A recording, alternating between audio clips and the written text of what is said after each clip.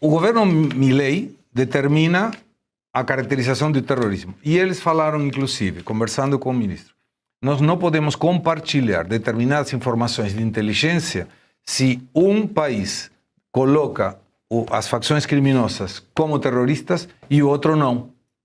Tem coisas que eu não posso compartilhar.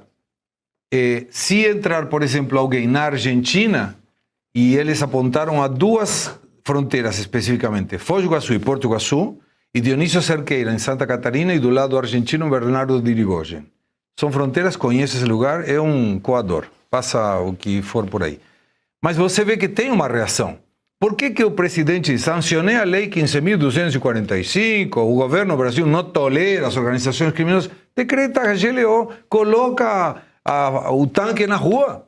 Se é a única maneira. Diga.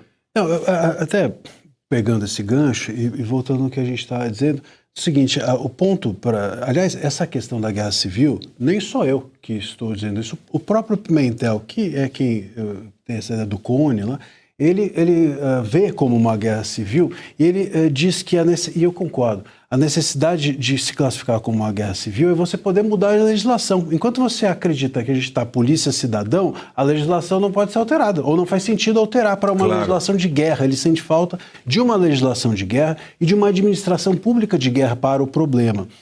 Então, esse é um ponto. Outro ponto é que mesmo a questão da oposição política, eu pelo menos enxergo da seguinte maneira. Se você tem um deputado, se você tem um vereador, se você tem a Assembleia do Rio de Janeiro com pessoas ali da política que vêm do tráfico, bom, então você está, obviamente, criando. Não é que a facção está dentro da política partidária necessariamente, mas tem uma ambição política de se estruturar dentro do Estado, né? Então me parece que esse ponto. Quando, por exemplo, hoje os traficantes eles saem para a rua não para pegar dinheiro, né? Mas para dar recados. E é isso que acontece, tanto aqui em São Paulo quanto no Rio de Janeiro. Às vezes eles queimam o ônibus, atravessam, eu vi lá no Rio de Janeiro, olha, põe o ônibus aí na transversal. Quer dizer, enfim, esse caos todo gerado, fecha o comércio, esse caos gerado tem a intenção de quê? De dar um recado para o governo, de dar um recado para o político. Bom, se isso não é um posicionamento político,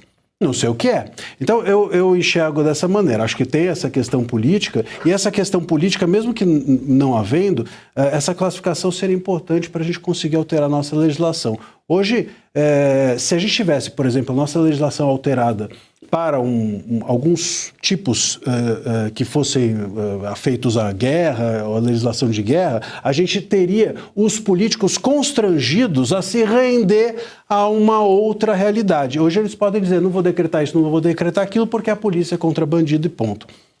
Você discordou, por favor. Discordei. Eu vou te dizer por qual razão a configuração de guerra civil, e o que eu quis dizer não é o fato de existirem grupos dentro da sociedade que estejam se confrontando. A questão é simples. Porque nós já temos pedaços do território que foram tomados.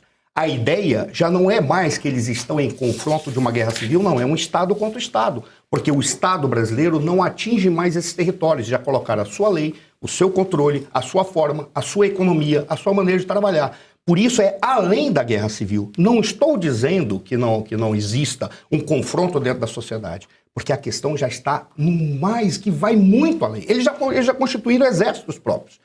Esse é o ponto fundamental. Ora, quando você pega e coloca exclusivamente no contexto de uma guerra civil, o que você está dizendo é que há grupos descontentes que querem tomar conta da sociedade para apresentar uma proposta de país. Mas eles são criminosos, eles não são políticos. Ora, por serem criminosos, eles não estão preocupados em estabelecer uma ordem, porque um dos grandes discursos que eles usam é de que, na realidade, como eles foram excluídos da sociedade, eles tiveram que se organizar para tomar aquilo que eles acham que é direito deles e não produzir uma sociedade equilibrada.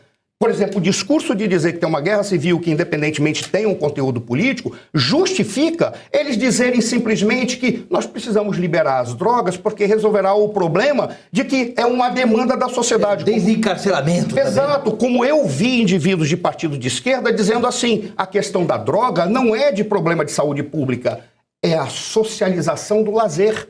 Ah, Ou olha que seja, coisa. é assim que eles trabalham. Se você coloca nessa forma, dessa maneira, o que eles vão dizer é muito simples. Sim, nós temos, libere as drogas, mas se liberar as drogas, eles vão trabalhar em outras atividades econômicas que estão à margem do que a sociedade aceita, porque é aí que vem um grande lucro. Por isso que eu digo, é um confronto entre Estados, independentemente de ter começado ou não com uma guerra civil. Esse é o grande problema. Eu não vejo nem guerra civil, né? Porque é uma dominação territorial que tem ali. Não é guerra civil, né? Eles estão ali dominando e colocando a população como refém. Então, a guerra seriam dois grupos... Já ganharam. Eles já ganharam a Até guerra. que com a população não tem como discutir. Não tem, a população não até está porque a população armada. não tem arma. Então, Entendeu? Uma população desarmada. E você viu algum esquerdista dizer que eles têm o direito Bernardo. de ter fuzil e eles têm o direito de ter arma? Eu ouvi o juiz falando que esse é o instrumento dele. Bernardo, eu já vi autoridades, ouvi indivíduos que trabalham dizendo assim, eles já ganharam. O que nós temos que fazer é como organizar aquilo que sobrou pra gente dentro do Pelo Estado. Mas aí eu olho com outro olhar, tá? A minha visão é, nós temos ou um Estado, que eu falo, governo, leniente, ou seja, ele está junto com o crime organizado, ou ele é covarde. Então eu vejo as duas coisas. Ele é leniente, ele está junto, ele tá infiltrado. Por outro lado, nós temos políticos covardes que têm medo. Sabe por quê? Porque pode tomar um tiro na cabeça. Eles são covardes. Aí eu vejo que Donald Trump hoje está com os instrumentos na mão. Primeiro ele troca o Ministério da Defesa para o Ministério da Guerra. Só este nome já representa muita coisa. Absolutamente. Ou seja, ele não está mais na defesa, ele está no ataque. E o que aconteceu no Rio de Janeiro instrumentalizou o governo Donald Trump de dizer: nós, americanos, precisamos agir. Como é extraterritorial. Por quê?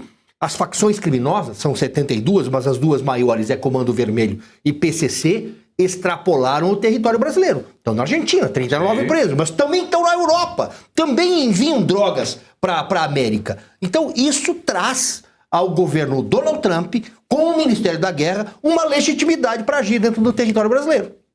E eu acho que nós estamos muito perto disso acontecer.